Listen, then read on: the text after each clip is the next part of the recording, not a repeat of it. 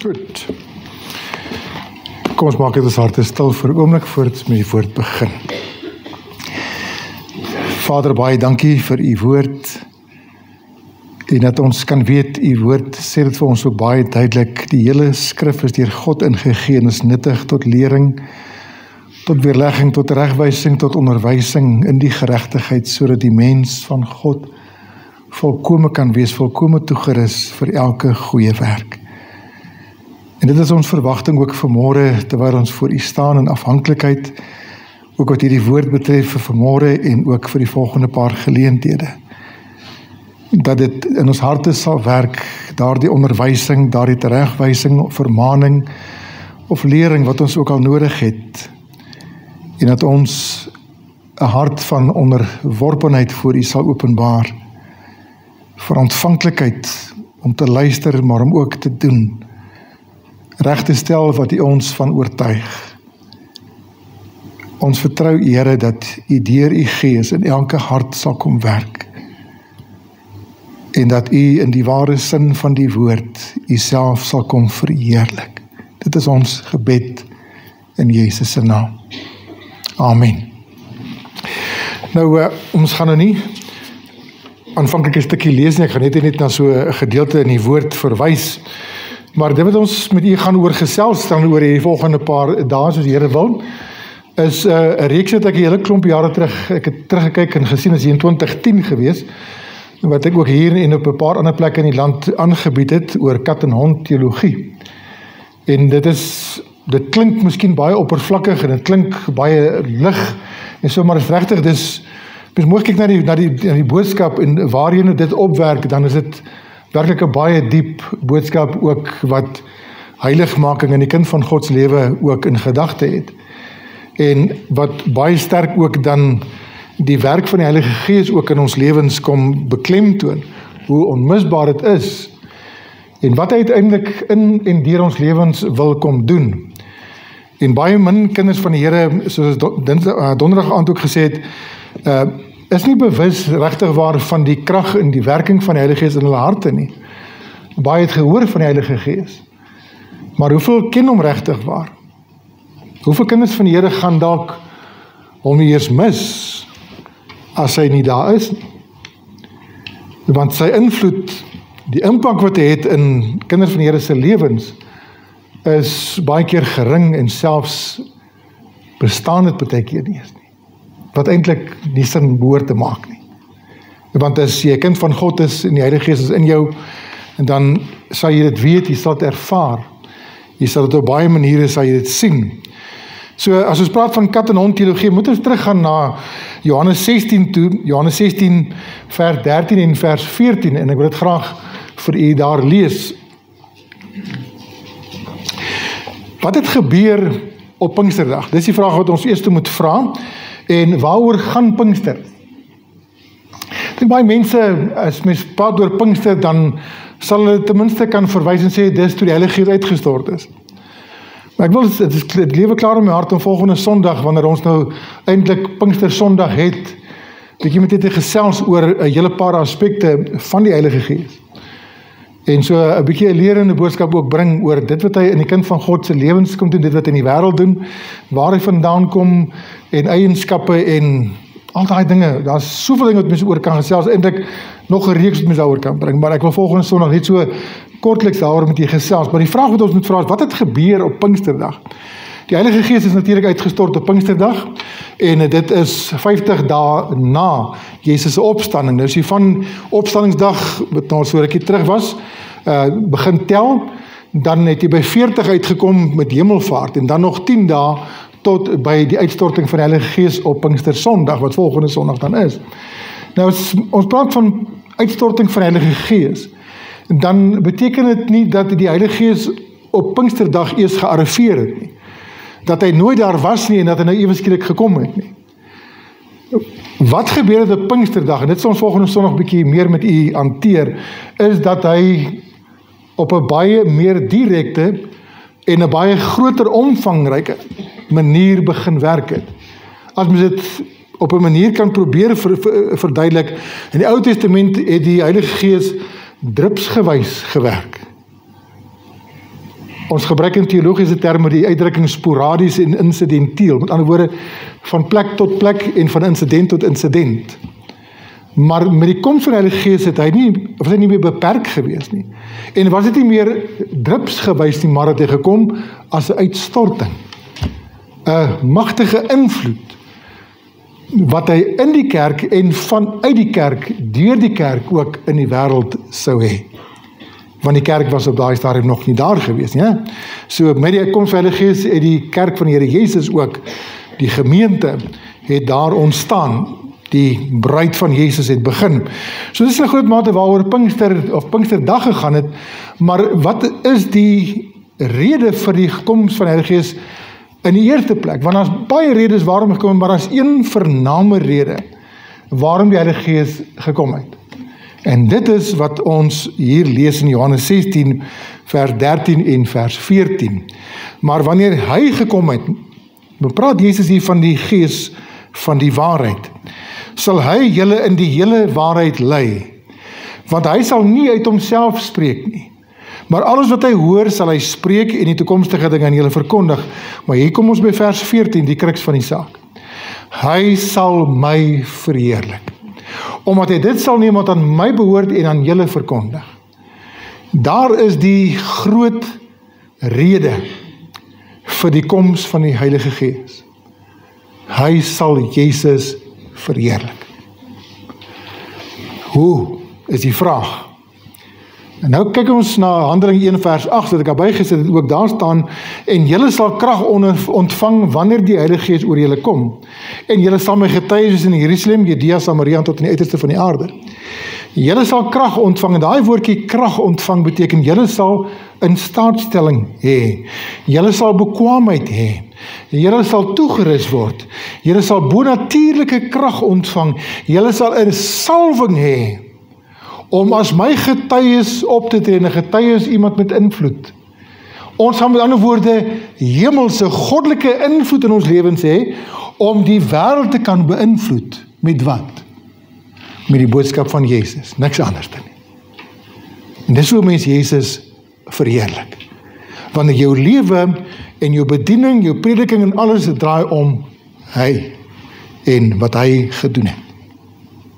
Sy kruiswerk, sy opstanding en sy gawe aan die mens, nie net van die ewige lewe nie, maar ook van die Heilige Gees in ons lewens. So is krag tot getuienisskap, 'n kragtige invloed van die Heilige Gees om soos Jesus ook te kan wees. So is dit nie om te vertel van Jesus nie, maar om te vertel van Jesus en jou lewe rigsteen, dis die Afrikaanse woord vir backup, né? En jou lewe rigsteen die boodskap wat jy verkondig. Want daar's geen sin om 'n boodskap te verkondig van Jesus en my lewe ondersteun dit nie. My lewe weerspreek dit nie, dan is ek 'n vals getuie, onbetroubare getuie. So, wat beteken hierdie gedagte verheerlik? En dit is wat ons ook vanmôre moet na kyk. Die inwoning van die Heilige Gees, wat ons ontvang by wedergeboorte, het dus 'n spesifieke doel, naamlik om Jesus te verheerlik in en deur die kind van God se lewe. Wat beteken daai woordjie? Nou moet julle net iets gou vir my luister, ek gaan net gou teruggaan. Daai woordjie verheerlik word baie goedkoop gebruik. Hoor my wat ek sê. Want ons kan baie maklik in ons gebede dit afsluit en sê ons vra dit tot eer en verheerliking van u naam. En ons besef nie regtig wat ons sê en wat bedoel word met verheerlik nie. En ek wonder as ek nou vanmôre vir u moet vra, wat verstaan jy onder die term, die hele begrip van verheerlik? Ek dink dit kan interessant wees wat gaan uitkom. Dalk gaan die onkunde uitkom. Dat ons nie regtig verstaan en weet wat dit beteken nie. So ons kan maklik praat oor verheerlik. Ons doen alles en ons vra alles tot verheerliking van u naam. Het dit nie ook al 'n geuite geestelike uitdrukking geraak terwyl ons nie weet wat dit regtig behels nie? En daai woordjie verheerlik beteken letterlik om iemand te vertoon. Beteken om Jesus die voorgrond te gee. om Jesus in die limelight te plaas, as ek dit so kan stel. In die kollig, is die Afrikaanse woord. Dit beteken om hom te eer, om al die fokus op hom te plaas. Om hulde te bring, nie net deur wat ek sê nie, maar hoe ek lewe. As ek dit eenvoudig kan probeer verduidelik, wat gebeur aan die einde van 'n wedstryd? Kom ons vat nou maar rugby. Wanneer die wedstryd klaar is, dan word daar 'n toekenning gegee, man of the match. Nee. En dan word die man of the match word nader geroep. En hy word in die spotlight gesit. En al die fokus en al die kameras is op hom. Wat is besig om daar plaas te vind met die man of the match? Hulle verheerlik hom. Hulle gee hom eer. Hulle gee hom hulde vir dit wat hy gedoen het in hierdie game. Nou dis 'n baie eenvoudige manier om dit te probeer verduidelik. Wanneer ons praat van om Jesus te verheerlik, dan is dit nie om hom van tyd tot tyd ons man of the match te maak nie, maar ons lewe moet hom verheerlik. Want hy is the master of my life. Nie van die game wat hy so nou en dan in my lewe speel nie. Ek wil die prentjie. Verheerlik beteken meer as wat ons kan dink. So hoe verheerlik ek en jy hom? Wanneer ek en jy sy gesindheid openbaar. Wanneer ek en jy sy lewe openbaar. Wanneer ek en jy praat soos hy en ons doen soos hy. Ons reageer soos hy. En dit kan jy alleenlik doen as jy jou lewe aan die Gees van God toegewy het en hy het jou vervul met sy Gees. Jy kan dit nie doen. Ek hoef dit eintlik te sê nie. Maar jy kan dit glad nie doen as jy nog nie vir Jesus ken nie. As jy hom nog nie ontmoet het nie. As jy nie weergebore is nie. 'n Ongeredde kan Jesus nie verheerlik nie. Want jy kort die Heilige Gees om Jesus te verheerlik. Jy kan sing, ons verheerlik U naam. Dis lippediens. Ons kan bid. Ek vra tot die verheerliking van U naam, tot eer van U naam. Dis lippediens sonder die Gees van God in my lewe. So, ek hoop jy verstaan so 'n bietjie beter wat die woordjie verheerlik beteken en dat ons so 'n bietjie meer versigtig daarmee te werk sal gaan. Maar as dit regtig U hart is en dit is U begeerte en die Here ken jou hart, gebruik dit. Doen dit. Want ons moet dit doen. So, daar is dit alles by mekaar sit so. Die hele gedagte is van, hy moet meer word en ek minder. Dis die proses. Ons moet die vrug van bekering dra, aan die ander woorde dat ek verlos word van sonde, dat ek die vrymaking van sonde in my lewe ervaar. Ek moet weet en bewus wees van 'n veranderde lewe, maar ook van 'n veranderende lewe. Aan die ander woorde, ek het nie net verander en nou is ek gefiks, nou is ek klaar, en nou is ek reg om hemel toe te gaan, en tussentyd lewe ek soos ek wil nie. Daar moet ook by 'n kind van God 'n verandering plaasvind, 'n voortdurende verandering wees, 'n veranderende lewe. En in die proses moet die vrug van die Gees in my lewe begin vorm. En die vrug van die Gees, daardie 9 dinge wat ons van sonnaskooltyd af al geleer het, né? Van liefde en lydsaamheid en vrede en langmoedigheid en vriendelikheid. Al 9 van hulle. Wat is dit eintlik? Dis die karakter van Jesus. So die vrug van die Gees is, of die werk van die Gees is, om die karakter van Jesus, die vrug van die Gees, in my lewe na vore te bring. Dis 'n lewenslange proses. Want ons gaan nooit op hierdie aarde 100% soos Jesus wees nie. Maar ons moet toeneem. Ons moet bewus wees as kind van die Here, hy word meer en ek word minder. En hoor vir my, dis partykeer 'n pynlike proses.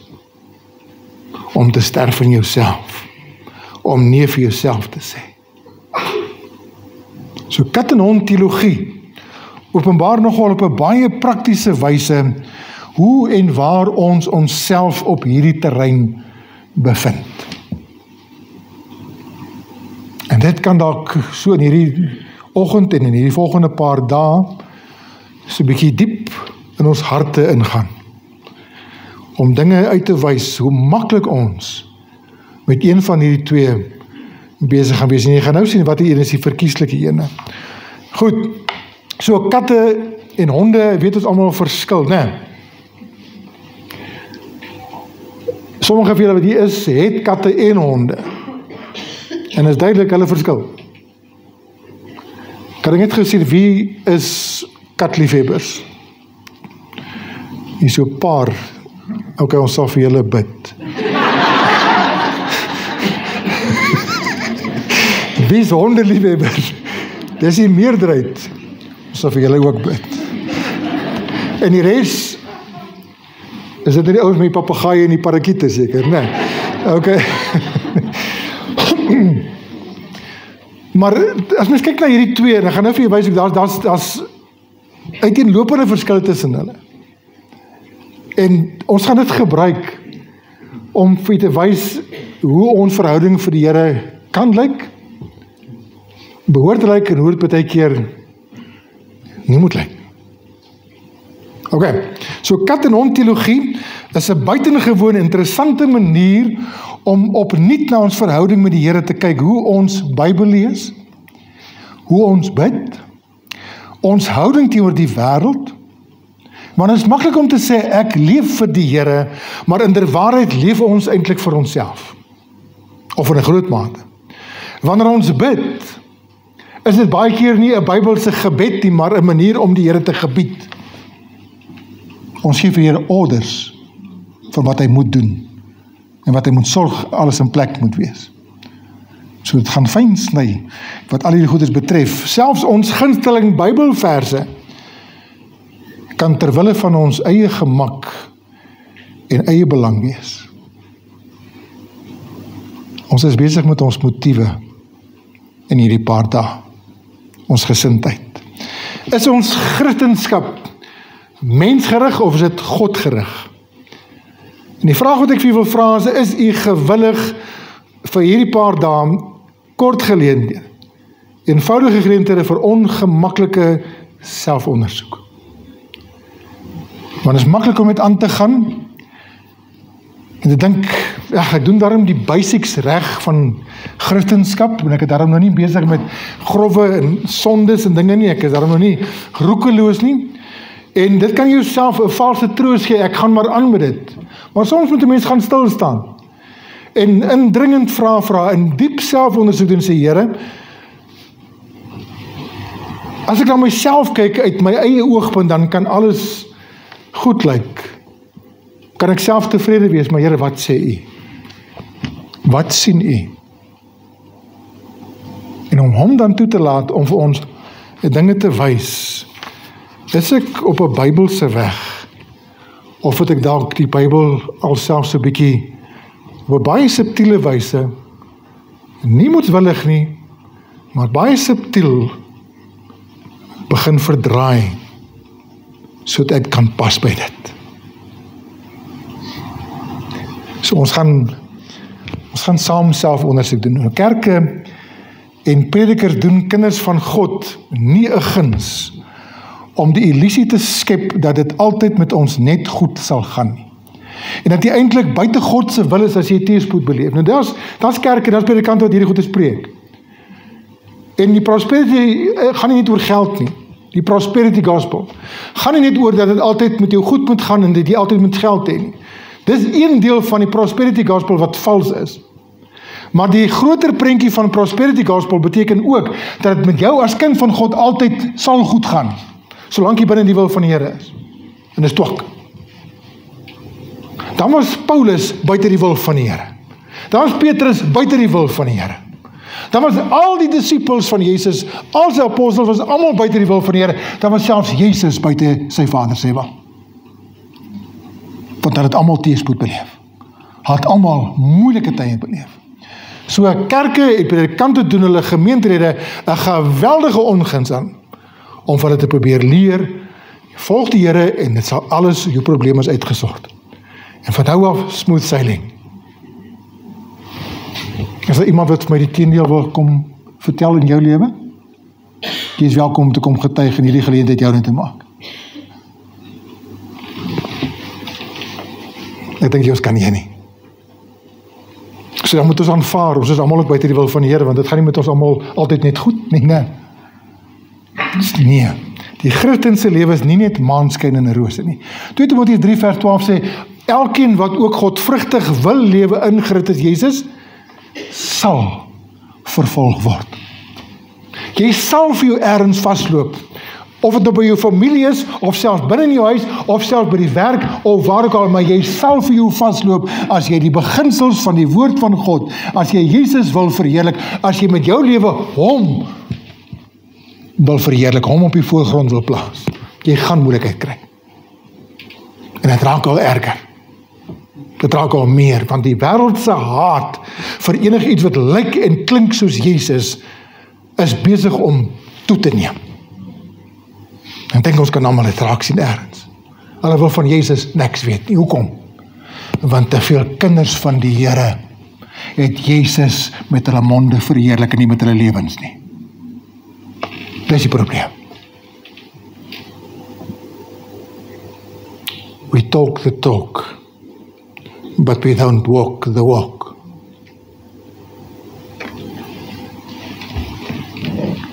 Jakobus 1 vers 2 tot 4 sê ook, ag dit louter vreugde, my broeders, as julle in allerhande versoekinge val. En toe kyk of ons nog by is hier. Nee, hulle jaag my aan.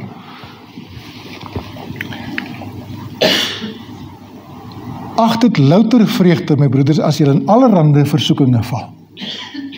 Hoekom?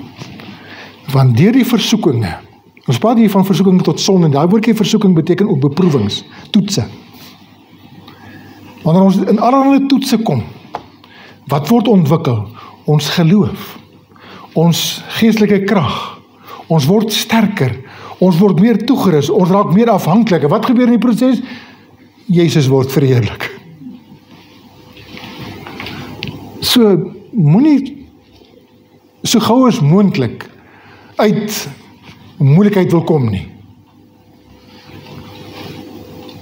Partykeer gaan die Here mens deur 'n ding vat in sy tyd. En dan moet ons vasbyt. En dan hom vashou. Ons wil dus eerder daarop fokus om mense voor te berei dat die lewe soms ongenaakbaar kan wees. Maar dat God altyd goed is, te midde van en ten spyte van teëspoed. Die Bybel leer vir my, God is lig en in hom is daar geen duisternis nie. God kan nie goed en sleg, goed en kwaad wees nie. Dan ons 'n skizofreniese God. Hy is een en is goed. Dis gewoonlik in die moeilikste tye van die lewe waar ons God werklik leer ken. Hy verwyder nie die sleg nie. Hy verwyder ons ook nie daaruit nie. Maar wanneer ons sien en besef waarmee hy besig is en ons te midde van dit sy vrede, sy liefde beleef en terugkyk, dit is dan wanneer ons groei in kennis en ervaring. Wanneer ek saam met hom deurgaan. Dink maar 'n praktiese allegorie wat as jy kan gebruik van Daniel se 3 vriende. Ons kan daai prentjie net so gebruik as 'n simboliese voorstelling ook van 3 manne wat in die vuur gegooi is. En wat het gebeur? Ons ken almal van Saterdag meesdag aan Abot 9, né? Of soos julle geleer, Saterdag meelsak en appeltjie een oog. Dis hoe ons het as kinders geleer het. Saterdag, meesdag en Abot 9. Hulle is in die vuur gegooi. Was hulle alleen daar? Nee, ons lees iemand, en dis hoe dit beskryf is deur die buitestanders, hulle het nie geweet wie dit is nie. Maar hulle sê, daar was iemand soos 'n godeseun saam met hulle. Wie was dit? Dis God self. Jesus self was daar. En die vlam het hulle nie geskroei, hulle het nie geruik na rook nie. Dis die goedheid van God.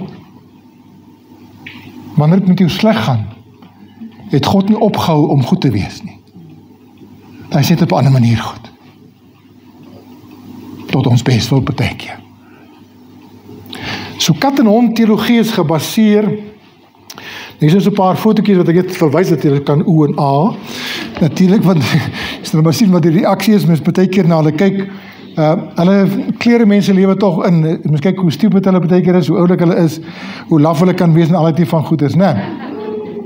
So, dit is nogal katte en honde is anders. Mens kan iets by hulle leer. Kan het nog so 1 of 2 kies, né? Goed. Ek dink daar is nog enetjie. Okay. So, lees allemaal daai. Die kat en hond teologie is gebaseer op waarneming van die algemene gedrag van katte en honde. Dis nie wetenskaplike navorsing wat ons hiermee besig is nie. Want iemand gaan baie gou vir my sê, my kat is nie so nie, of my hond is nie so nie. My kat is baie keer soos 'n hond, en my hond is baie keer soos 'n kat. Ding is, maar dis algemene gedrag. Wat ons baie keer, wat mens kry gewoonlik deur blote waarneming van hoe katte en honde optree. En hierdie waarnemings is dan gebruik om 'n geestelike toepassing te maak op 'n tendens wat ons dikwels by Christene vind.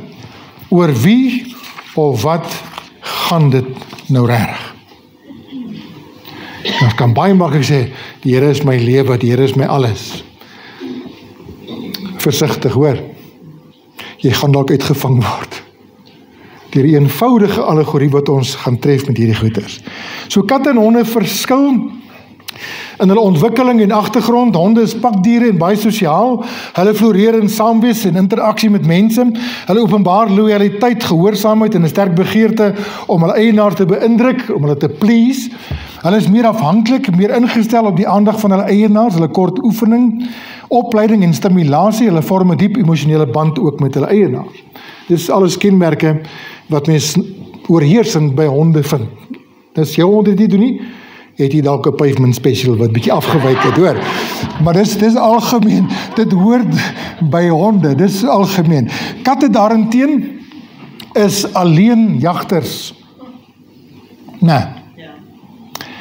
Baie meer onafhanklik, afsydig, gereserveerd en nie so ingestel op menslike interaksie nie. Want dis in hulle natuur om lone hunters te wees. Dis deel van hulle agtergrond. Katte is oor die algemeen ook meer low maintenance, selfversorgend en hou hulle self makliker besig en kom klaar met kleiner ruimtes. Katte wys nie hulle gevoelens so openlik soos honde nie, né? Ek praat nie van jou kat nie. Ek praat van katte oor die algemeen. Alright. En nou uit dit wat ons nou vir julle gesê het vanoggend, hierdie kenmerke van, kom ons sê, algemene kenmerke van honde en algemene kenmerke van katte aan die ander kant, is daar 'n baie sterk waarneming, opsomming wat gemaak kan word oor honde en oor katte. Dogs have masters. Cats have staff.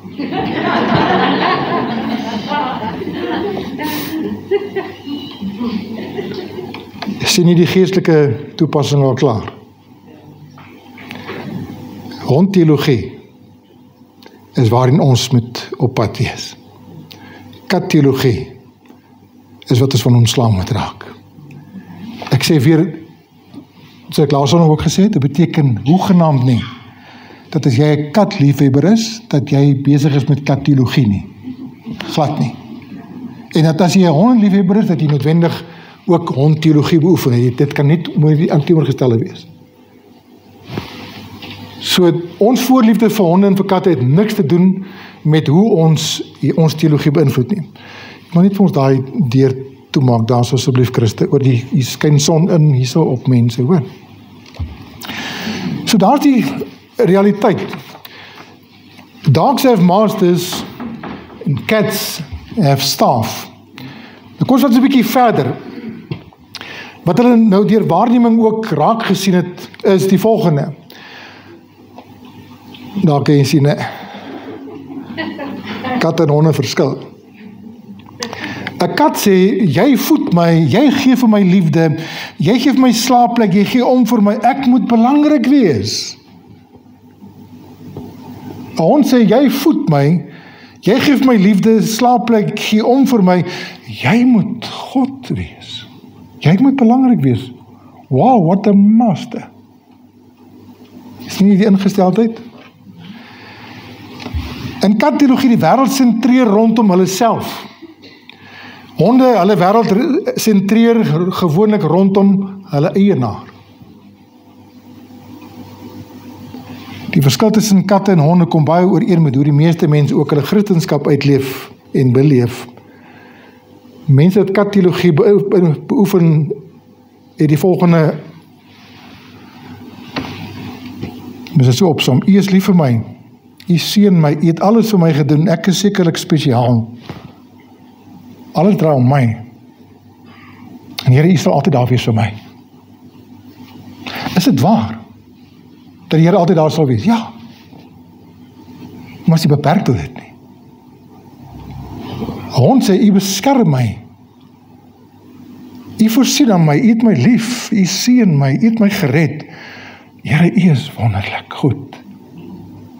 Wat een is die beter teologie? Vanselfsprekend hondeteologie, né? It's all about the master, not about myself.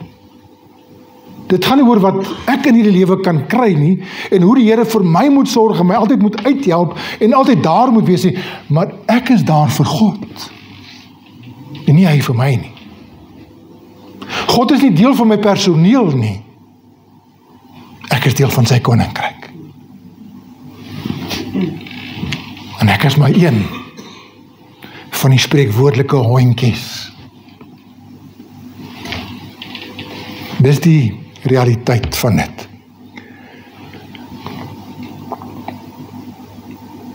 Die hond is altyd gereed.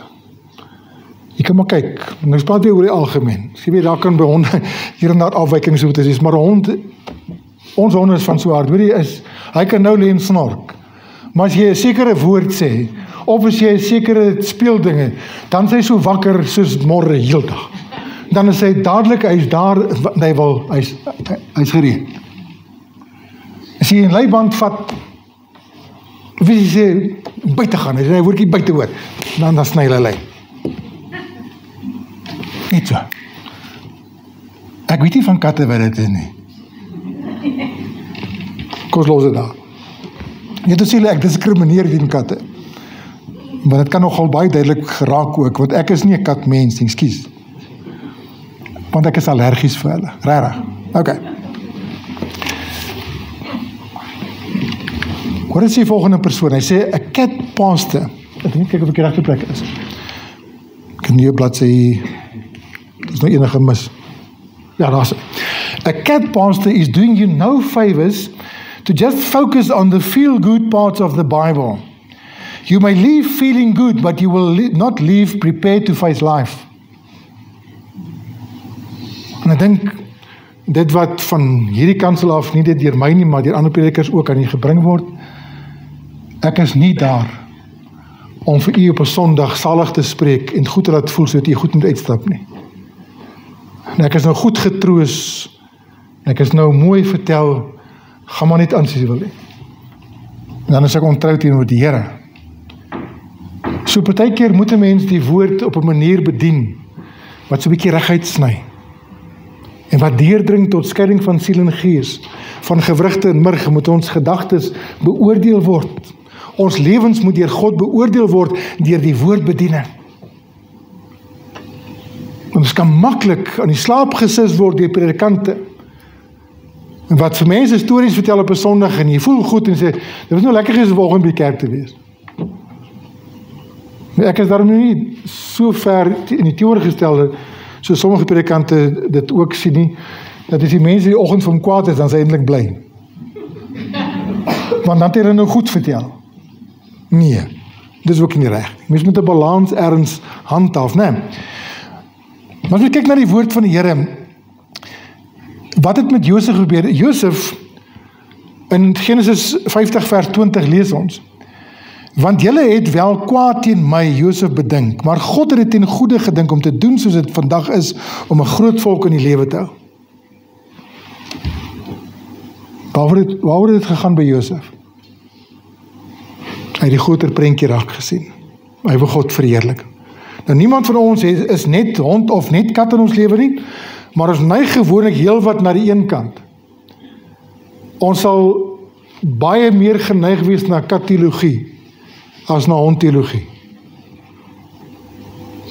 Dis normaal. Maar dis nie reg nie.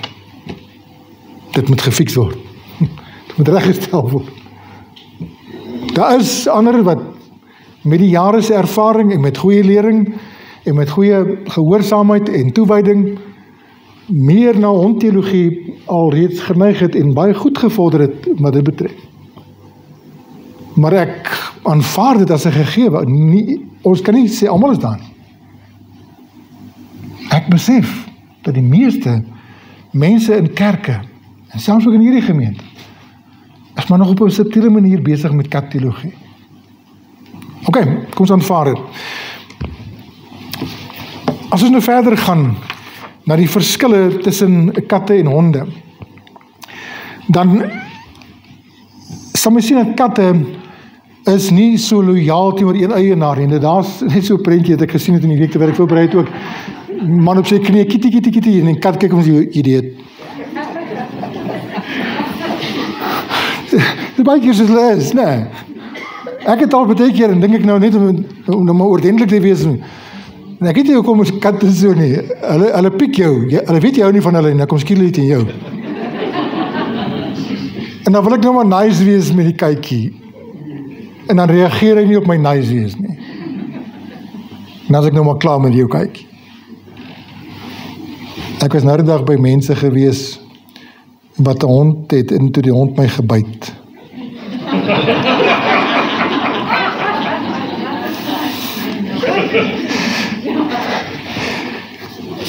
Matthys het dit al reggestel.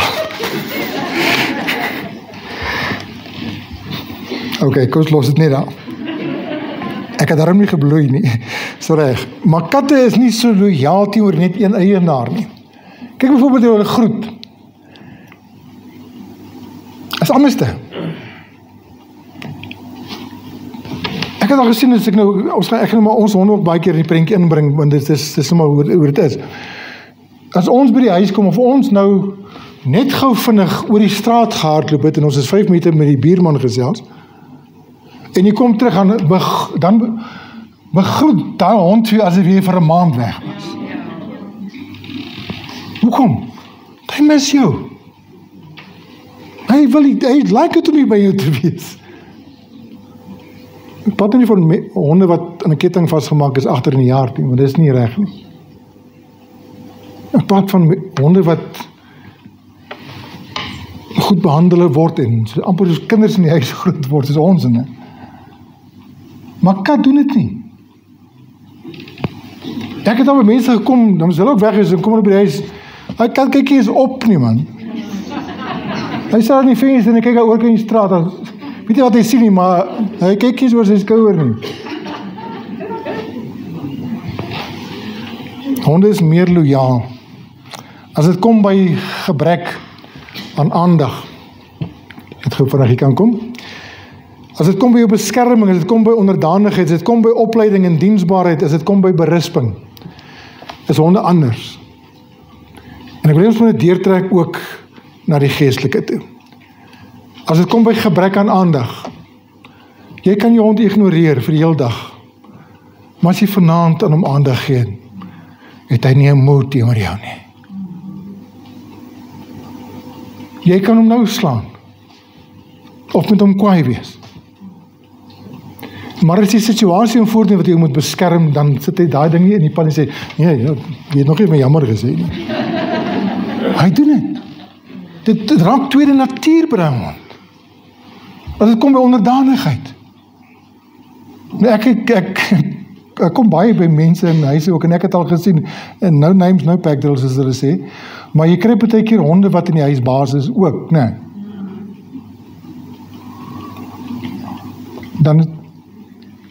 is die baas onderdanig aan die honde. Pas op vir dit.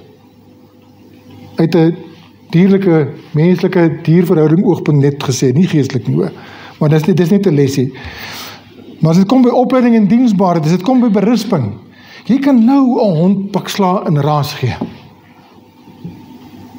En jy kan oor 10 minute, no grudges.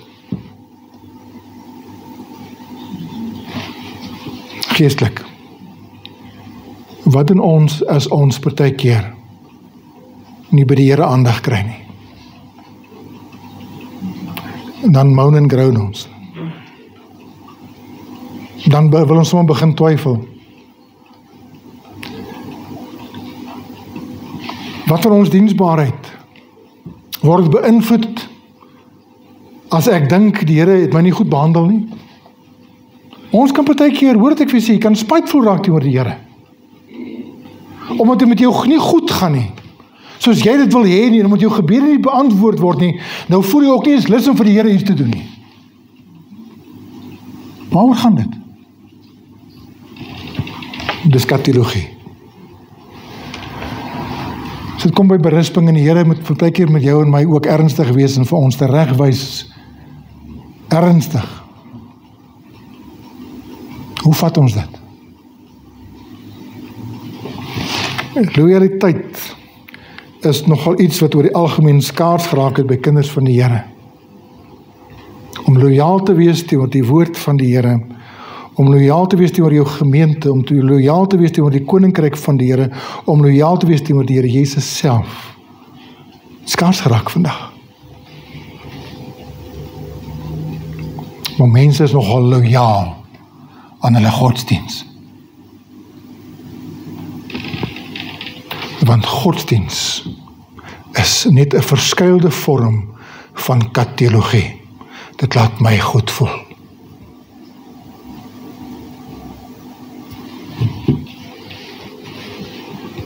Ons is beskermend. Hoor dit ek vir sê, ek het al met mense te doen gekry wat oor hulle godsdiens so beskermend raak. Hoe klink dit as mense beskermend is oor hulle godsdiens? Eerste ding wat hulle vir vra as jy vir hulle geestelik konfronteer, sê ek het my kerk. Ek het my dominee. Ek het my geloof. Dis godsdiens. Dit so praat. Dis katologie wat so klink. Maar wat sê die woord van die Here vir ons in 2 Timoteus 3 vers 1 tot 4? Hy sê, maar weet dit, dat daar in die laaste tye swaar tye sal kom, want die mense sal liefhebbers van hulle self wees, verraaiers, roekeloos, verwaand, meer liefhebbers van genot as liefhebbers van God. En mense sien dit, mense is nie loyaal meer tot 'n Sondag byeenkoms nie. Hoekom? Want ons het liefhebbers geraak van dit wat nou op Sondag plaasvind. Meer liefhebbers van genot as liefhebbers van God. In ons skole doen ons glad nie 'n guns om ons kinders daarin te versterk nie. In ons ouers is ruggraatloos vandag om op te staan teenoor skole.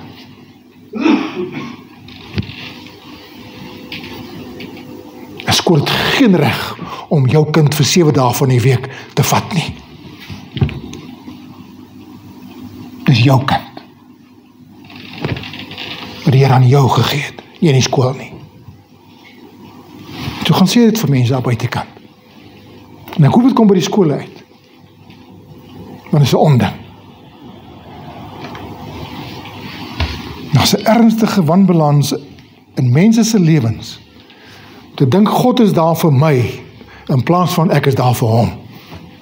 Want dis hoe dit hoort. Hy moet daar wees as ek hom nodig het. En bewaar sy siel as hy nie daar is nie. Dan los ek die kerk. Dan los ek my Bybel. Dan los ek gebed, want hy het my gedrop. Hy moet daar wees vir my. En ons sê dit nie altyd in soveel woorde nie. Maar ons attitude, wat die Here ken beter as ons onsself ken, hy sien dit. En hy sal dit nie verskoon nie. En die ding wat ons moet deel voor die Here, it's not about you. It's about him. Baie kinders van die Here, by eindig buite die wil van die Here. Want as die Satan sy tweeledige doel om wat te doen. Hy het eintlik baie dinge wat hy doen, maar daar is 2 dinge vernaamlik wat hy hou mee besig hou, glo ek. En eerstene is om mense weg te hou van God se genadige verlossing, om hulle oë te verblind dat hulle nie hulle nood aan 'n verlosser sien nie. Dat hulle nie besef hulle is verlore en hulle het Jesus nodig nie. Dis die eerste ding wat hy doen. Om mense te verblind, maar die tweede ding is om kinders van God onafhanklik van God te maak. Jy moet op jouself fokus. Werk jou eie heil uit. Doen soos jy wil. I'm king of my castle. En as ek vasraak, sal ek die Here vra. Want dis net doen ek dit op my eie manier. I did my way. Ek het dit altyd gesing, ons het 'n Frank Sinatra gewees. Kom weer agter oud as ek. Maar hy hou mense besig. En hou hulle weg op so 'n wyse dat hulle op hulle eie kan klaarkom. En baie mense het op daai punt al bereik. Ek het nie meer 'n gemeente nodig nie. Ek het nie meer 'n dominee, 'n predikant nodig nie. Ek het nie meer gemeentelede, ander mense, die liggaam van Christus nodig nie.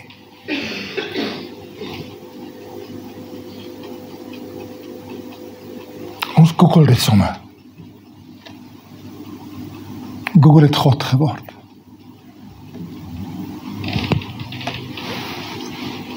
Ons moet versigtig wees. Die Bybel sê vir my, word nie aan hierdie wêreld gelykvormig nie. Met ander woorde, daai woordjie sê, as hy sê, word nie in hierdie wêreld gelykvormig nie, dan sê, moenie dat die wêreld jou in hulle mold sit nie. Julle ken almal wat is 'n mold, né? Daai woordjies beteken letterlik, moenie dat hierdie wêreld jou in hulle mold gooi nie, en dat jy soos hulle word nie, maar word verander deur die vernuwing van jou gemoed. Change your mind. Dink anders oor dinge. Want as ek anders begin dink, gaan ek anders begin doen. Maar dit beteken nie, ek moet nou radical raak in my denke, ek moet dit in lyn met die woord bring, begin die woord te bedink, te oordink, te bepeins, bring dit in. Word verander deur die vernuwing van jou gemoed, mind, sodat jy kan beproef, onderskei, wat die goeie en die volmaakte wil van God is. En wat is dit? Om hom te verheerlik. Ek is op hierdie aarde nie om my eie koninkrykie te bou nie, maar syne. En ek kan ons vanmôre die vraag voor elkeen se deur gaan lê, waarop jy self voor die Here moet antwoord. In watter mate en watter hoedanigheid is jy besig met sy koninkryk? En watter hoedanigheid is jy besig met jou eie? Dit raak kriebelrig hier binnekant, né? Dominee moet hom klaarmaak.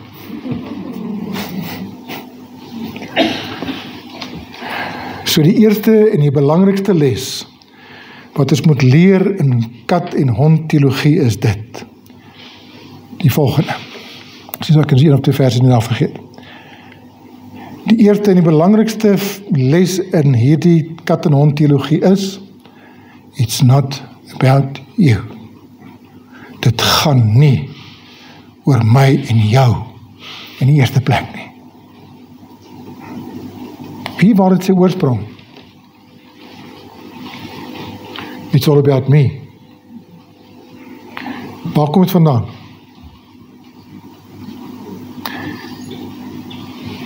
Sê dit? Duiwel, Satan, Lucifer. Gaan lees weer Jesaja 14 vers 12 tot 14. Wat het hy gesê? Ek wil my verhoog bo God. Ek wil dit doen. Ek wil dit doen. It's all about me. Het hy sy strategie verander? nie het in die kerk ingebring. It's all about me. Julle moet sing wat ek wil sing. Julle moet dit doen in die kerk soos ek het wil doen. Anders kry ek my ander kerk. Wie is gegroet? Want het gaan nie oor jou nie. Dit gaan oor hom. Cats have staff. Dogs have masters. 'n hond leer hom sy baas te gehoorsaam, katte wag dat hulle baas hulle gehoorsaam. Wat is daar in dit vir my, sê hulle? Daardie kom sien my mentaliteit. Dit gaan alles oor my en God word op bystand geplaas. Hy sal al wees vir my. Hy het iemand gesê het, hy soos het, ons is baie keer met God soos 'n tiener voor die yskas. Maak op en ek piek wat hy wil hê en maak hom nie toe nie. Vat die wil na gat. Is dan nie iets om te eet nie? Dan gaan lê. Hy gaan besig met die games. Dis baie keer ons maak met God. Ons maak die Bybel oop en is dan iets in dit vir my vanoggend nie. Nee, maak toe die fridge, daar gaat ons.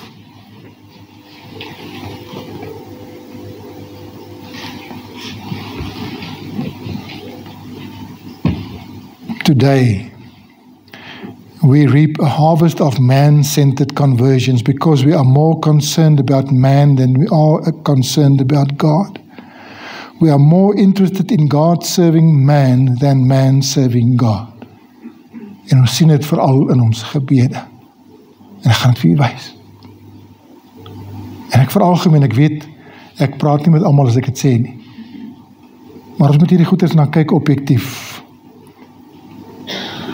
Martin Luther het die volgende gesê: The essence of sin is that man seeks his own in everything, even in God. It's all about me. Hy moet daar wees om het te fix. Ek gaan afsluit met net een vraagie ten slotte. Ek sê nou wel, as kom ons vra 'n paar vrae, maar die ander vraag gaan ek vanaand vra. OK. Maar kom ons vra die eerste vraag. Waarom het Jesus aarde toe gekom om aan die kruis te sterf? Dink gou mooi. Hoekom het Jesus aarde toe gekom om aan die kruis te kom sterf? Wat is uw antwoord weer? Nou is almal bang, hulle gaan uitgevang word as 'n kat. Nee.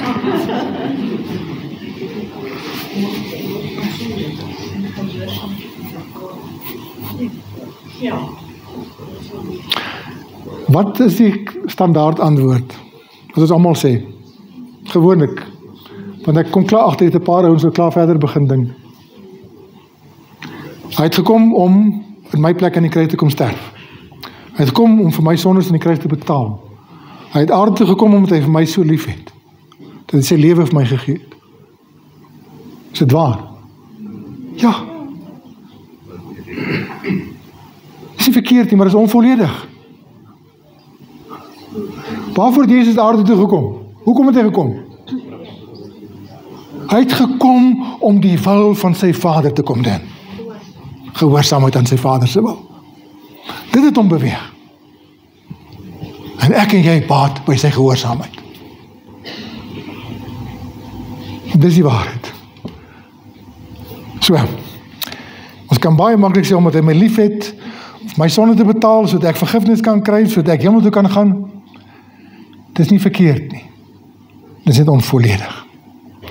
Johannes 6 vers 38 sê dit vir ons, want ek het die hemel neergedaal, nie om my wil te doen nie, maar die wil van hom wat my gestuur het. Ek kan nie verstaan hoekom het Vader ook vir Jesus verheerlik en nie die Heilige Gees nie. Bestaan met Jesus gebid en gesê, Vader verheerlik u naam. Wat sê Vader? Ek het dit verheerlik en ek sal dit weer verheerlik. En toe Jesus daar op die berg van verheerliking was, wat het dit te doel gehad? God het sy seun in die lig geplaas. Verheerlik hom. Dis my geliefde seun. Luister na hom. Dis wat ek en jy moet doen as kind van God, as gemeentelid van die kerk van die Here, om hom te verheerlik met my lewe, en hoe ek optree. Stadium met Jesus toe hy in benoudheid was toe bid het, hy sê, nou is my siel ontsteld. En wat sal ek sê, Vader, red my uit hierdie uur. Maar hierom het ek vir hierdie uur gekom. Vader, verheerlik u naam. Daar het toe 'n stem uit die hemel gekom en gesê, ek het dit verheerlik. En ek sal dit weer verheerlik. Jesus het nie, toe dinge vir hom te erg begin raak het, probeer ontsnap nie. Hy was gehoorsaam tot die dood toe. Die dood van die kruis. Waar langs vat ons gehoorsaamheid teenoor die Here ons? Watter eise stel het aan ons waarvoor ons nee sê? Ons baie keer net wil dak en daai om weg te kom. As die Here met ons praat oor 'n ding, dan is die verskonings volop. En die ontsnaproutes is vir ons duidelik. Kat en hond teologie, sê ek weer, gaan ons harte so bietjie oopkloof. Want die Here ken die bedoelinge van ons harte, en hy wil ons daar ook suiwer. Ons gesindheid suiwer. Want hy sê, hierdie gesindheid moet in julle wees, wat ook in Christus Jesus was. En dit is moontlik vir jou en my. As ons katologie gaan identifiseer, en ek bely voor die Here, en toelaat dat hy vir ons in die ander rigting vat. It's not about me. It's about him. En ek sê weer, partykeer is dit nogal onaangenaam, seer, as die Here vir ons katologie kom uitwys in ons lewens. Maar hoekom is dit seer? Want dit wys juist vir ons, hoe erg is dit? Hoe gevestig is dit? Vanaand gaan ek vir julle 'n paar baie interessante dinge wys. En een van die vrae wat ons gaan vra ook is, wat is jou motivering om heilig te lewe? Nou, jy kan antwoord nou, om God te verheerlik. Maar kom ons, wag eens 'n bietjie met die antwoorde. Waarom het God hierdie skepping gemaak? En ek gaan vir jou 'n paar dinge wys in hierdie skepping. Ongelooflike dinge. Hoekom het hy dit gedoen?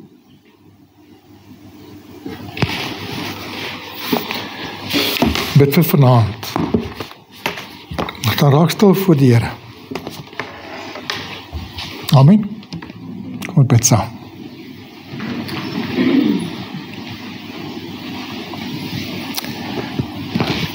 Here, u woord is baie duidelik omtrent die rede waarom die Heilige Gees na hierdie aarde gekom het en uitgestort is ook met Pinksterdag.